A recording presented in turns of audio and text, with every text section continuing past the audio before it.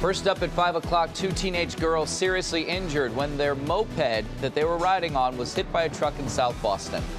And police in Bolton responding to a local high school after a student makes a troubling threat. Why the 15-year-old could now face charges. Off track, two people injured. Several others left dangling after a Florida roller coaster derails. And a potential deal for DACA. What's inside the new Republican plan on immigration? This is 7 News Today in New England.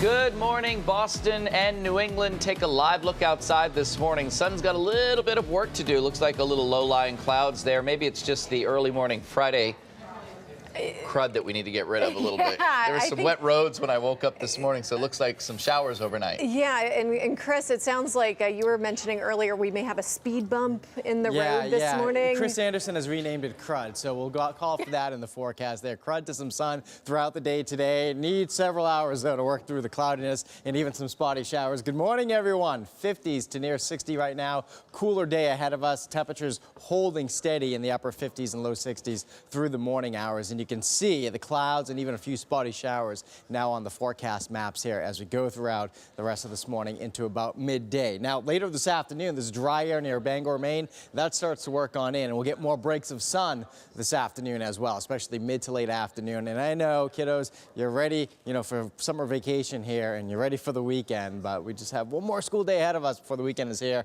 Temperatures running in the low 60s still at lunchtime, mid 60s on the way home from school. But the way home from work, probably upper 60s for you folks. They get home at 5, 6, 7 p.m. as the sunshine starts to break on out. If that's not warm enough for you, how's this? Record heat by Monday. One of the forecast ahead. Okay, it's still early, 5:02. Let's get a first check of your roadways on your Friday morning commute. Chris, good morning. Good morning, everybody. It is Friday. Thank goodness. This is a live look at the expressway. It is express. At the moment, you shouldn't have any problems if you're leaving in the next 5 minutes, but you have to leave in 5 because give it an hour and it's going to be pretty heavy. If you're coming in on 93, the Zachem, the Leverett connector, they're looking okay. Pike, same story, all the way from 495 into Boston. It's going to be fine. This is what it looks like in the Alston area. We still have great movement. And also Latha Green on the maps too, so that means your drive time will be very quick, just about 10 minutes or so in every direction. Plus, if you're taking the T or the commuter trains, they're all starting the morning on time. And now at 5, two teenage girls seriously injured in a bad crash in South Boston. Police say they were riding a moped when they were hit by a truck. It happened at around 9 o'clock last night. Some scary moments here. Investigators say both girls are in critical condition at the hospital. We want to get right out to 7's Victoria Warren. She is live with the latest on what we know. Vicki? Yeah, very serious situation for those girls. All of this happening on this street here behind me. Witnesses say they were helpless as they watched this moped drive down the street and then get hit by a truck. A moped mangled, two teenage girls now fighting for their lives. Really bad. They flew. Boston police say the girls were riding on the moped when they were hit by a truck. It happened in Southie right around 9 o'clock Thursday night. Everybody's running. I just saw the two girls on the floor. I don't know what's going on. Police say the moped pulled into the intersection and it appears the truck didn't have time to stop. The driver did pull over and was talking to police. The girls were rushed to the hospital in critical condition as investigators and accident reconstruction teams worked to piece together what happened. Witnesses left feeling helpless as they watched it. I seen the car coming down the street and then the mopeds coming out the other street and they crashed. So police is talking not just with the driver, but also with those witnesses. At this point, there's not any charges that have been filed in this. Live this morning in Southie, Victoria Warren, 7 News, Today in New England.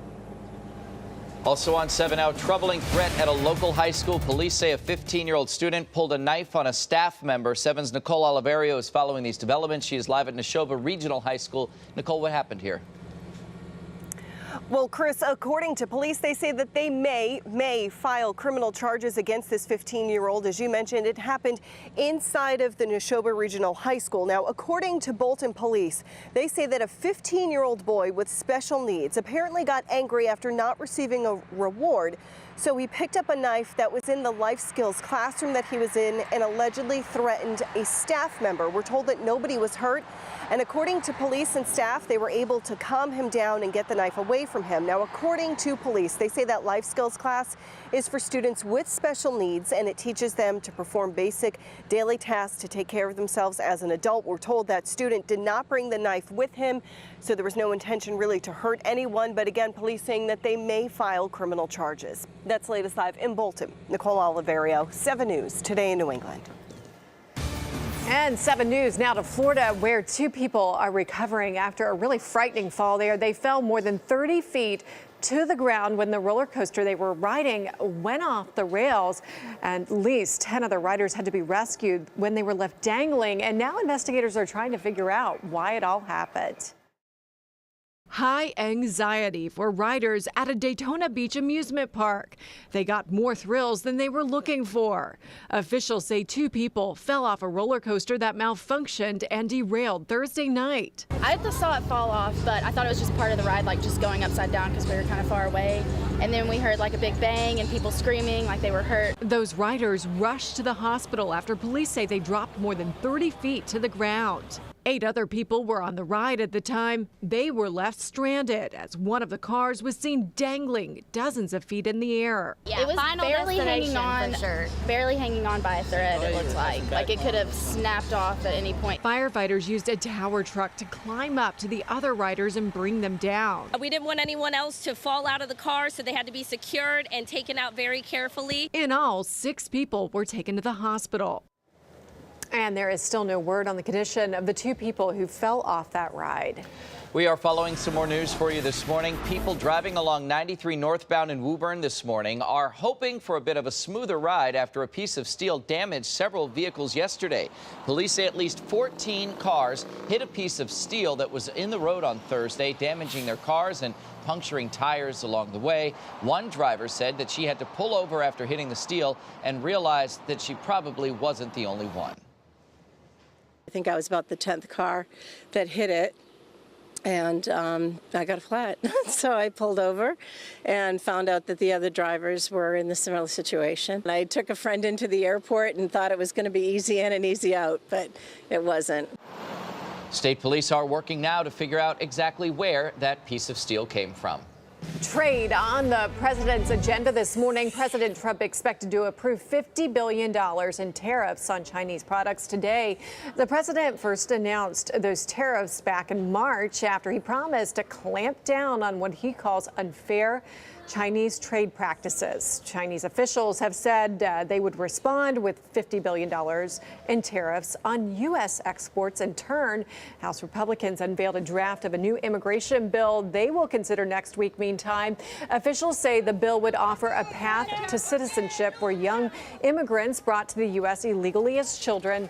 The bill would also include $25 billion to fund President Donald Trump's proposed border wall.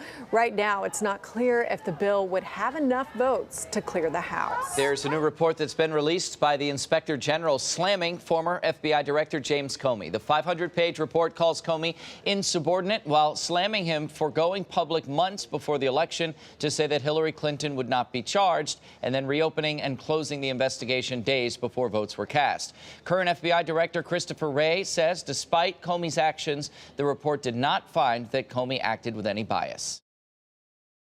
This report did not find any evidence of political bias or improper considerations actually impacting the investigation under review.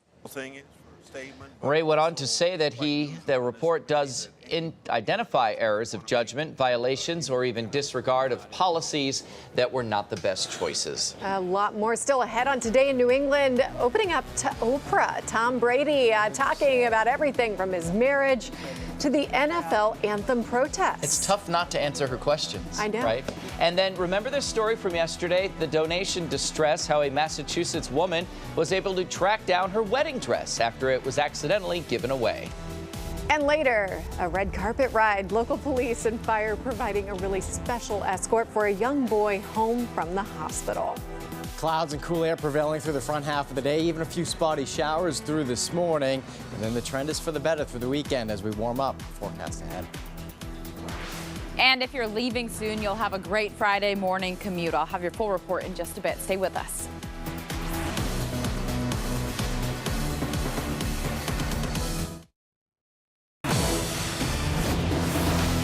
And now at 5:30, a VIP escort leading to a warm welcome, a red carpet ride for a young boy home from the hospital. Yearbook sales stopped for a local high school trying to turn the page after a controversial quote.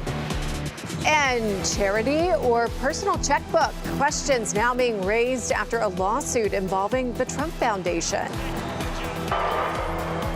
And a triumphant return, House Minority Whip Steve Scalise taking the field a year after he was shot during a practice session. This is 7 News Today in New England. And good morning, 5:30 on your Friday morning. We've got some clouds hanging out.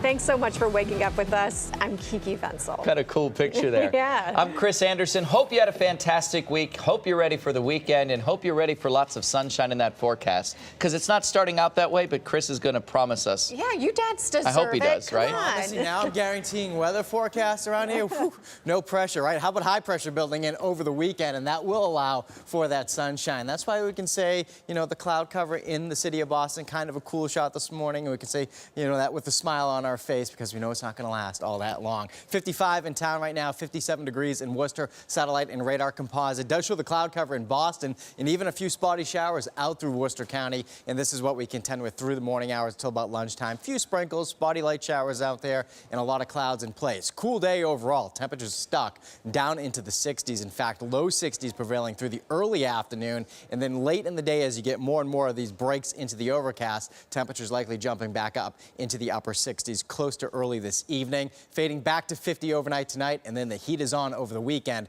when the humidity returns as well coming up. All right, Chris, and time now for a check on your Friday morning drive into work. Elena, what's going on? We have an alert, Kiki. Good morning. It is for a car fire that's on the Pike eastbound. This is right at the exit to South Boston. So if you are taking the Pike soon, fairly soon, leaving in the next 5-10 minutes, you'll want to avoid this exit for the moment. Again, car fire on the Pike eastbound, right at the exit to South Boston. Overall, we're still looking okay. Our slowdowns are happening at the very top of the expressway, and of course, you know where the other one is on the split. But other than that, still lots of green on the map. So your drive time not too scary at the moment. Just 10 minutes on the expressway, 12 on the Pike, 11 on 93. If you're taking the T or the commuter trains this morning, they're all on time. Let's get a check of your day's top stories for your Friday. 2 teenage girls are in critical condition after they were hit by a truck while riding a moped in South Boston. The crash happened on East 8th Street around 9 last night. Witnesses say the truck didn't have time to stop after the two girls pulled out into the intersection. Troubling threat at a high school in Bolton here, where police say a 15-year-old student with special needs threatened a staff member at the Neshoba Regional High School with a steak knife. Police say that student could now face charges. According to police, the student was upset he didn't receive a reward in class. The classroom has a kitchen, and students do have access to knives and to forks. And 2 people were injured in a frightening fall that happened at an amusement park down in Daytona Beach, Florida. Police say that they dropped more than 30 feet to the ground after their roller coaster derailed. Firefighters had to rescue several others who were stranded on that ride. 6 people were hospitalized. On 7 News now, a Taunton boy getting a warm welcome as he heads home from the hospital. Officers escorting the baby and his family on a really emotional journey, hoping to make his homecoming as special as possible. 7's Michael Yoshida is live there this morning with the story. Michael. Morning, Kiki. Yeah, this young boy got an escort home by Taunton police as well as other officers from the surrounding area. It was his first time home, then being hospitalized several months ago.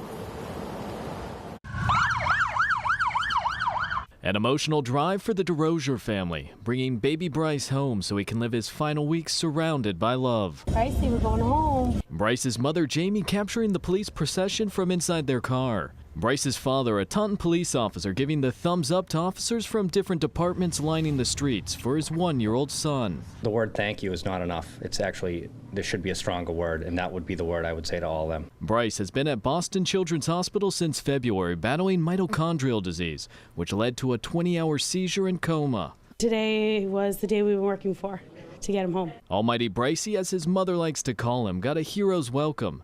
An officer setting up this donated crib, which made it possible for Bryce to come home.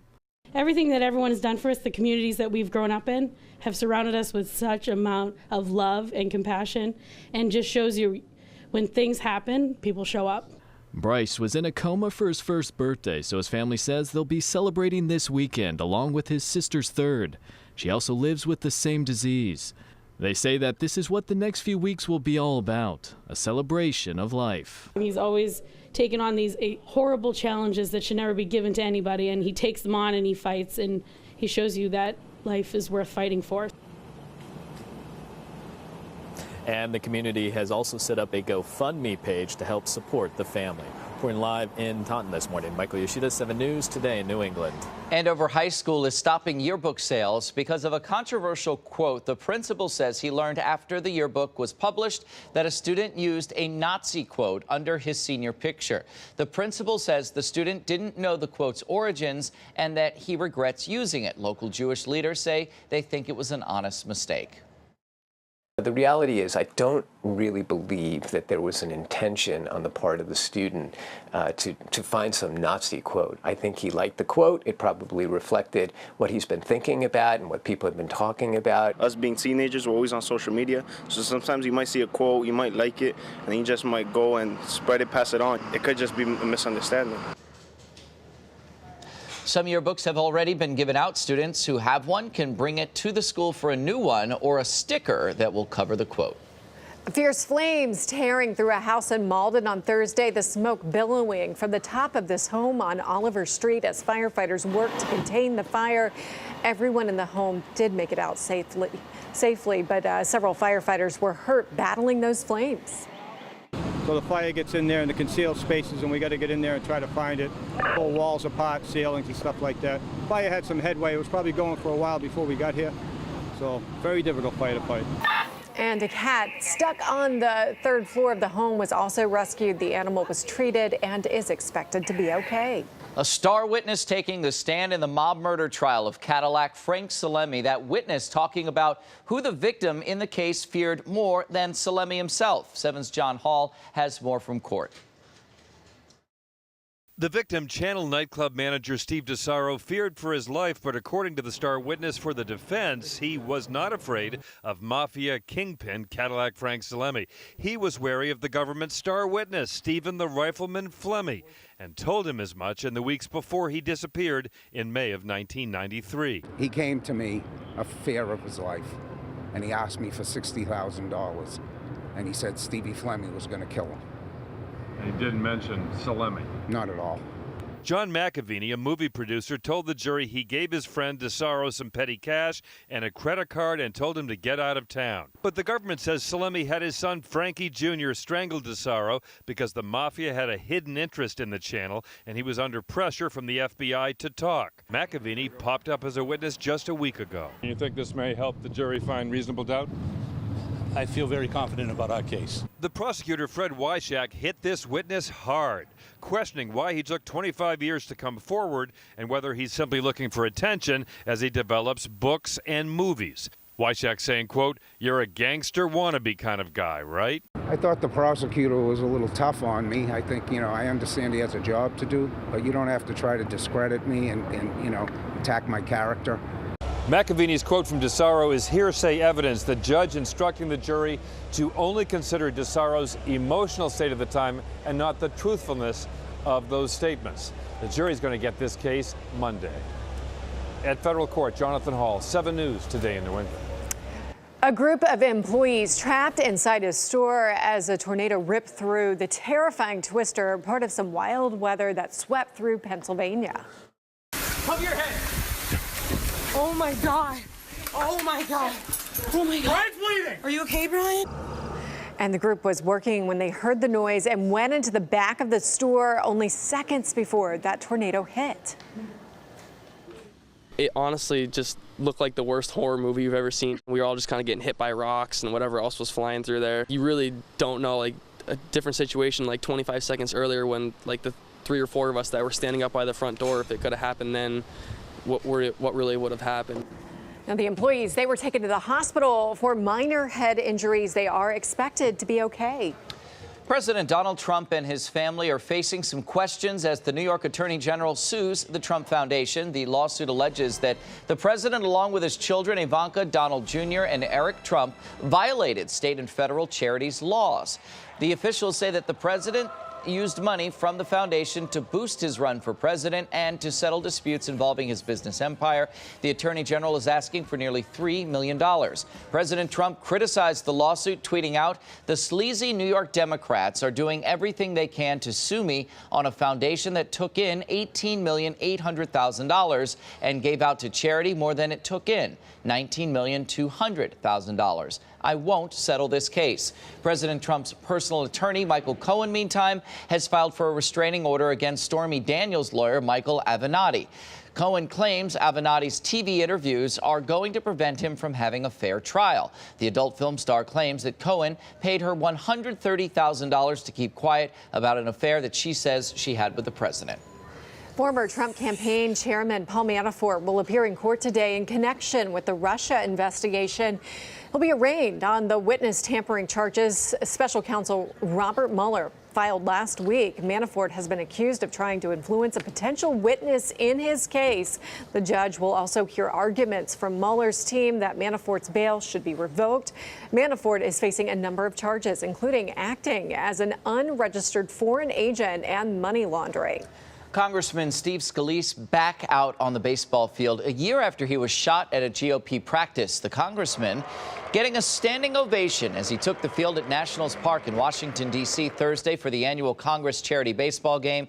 The House Majority Whip did get the first out of the ball game there. I still need 2 crutches to really move around. I've started to be able to walk without crutches, but don't quite have the balance to be able to to move at a good pace.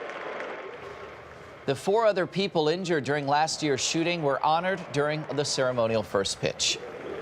And a local restaurant hostess learned a little bit of a lesson after a reservation ruse. Pretty tough lesson here. Her manager made a fake reservation for Tom Brady at the restaurant to see if anyone would fall for the joke. Well, the 19-year-old shared, the A-list reservation with friends on Snapchat, and word spread pretty fast. People actually camped out thinking they'd see the GOAT when really Brady was never on his way.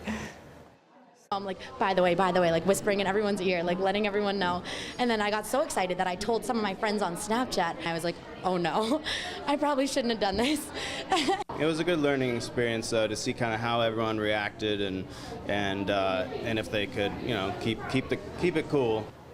Apparently not. Poor right? Sarah. Now, she says if Brady actually does ever make a reservation, she now knows to, as the manager said there, play it cool. I mean, you think about it, it's a common name. Yeah. There probably are a lot of Tom Bradys. Maybe Fred Flintstone, too. Barney Rubble. Still ahead on 7 News Today in New England for you this morning. New Hampshire police are on the lookout for the man in these photos. Do you recognize him? What they say he did at several stores in Manchester. Details coming up in the 6 o'clock hour. But after the break, what has Giselle now saying sorry after a magazine interview? Forecast looking good after this day here. We have a couple of showers out there today, this morning, cool air in place. Mid-80s tomorrow, close to 90 on Father's Day. Take a look at the weekend forecast ahead. And we already have some troubles on the pike this morning. I'll have your full traffic report and those details after the break.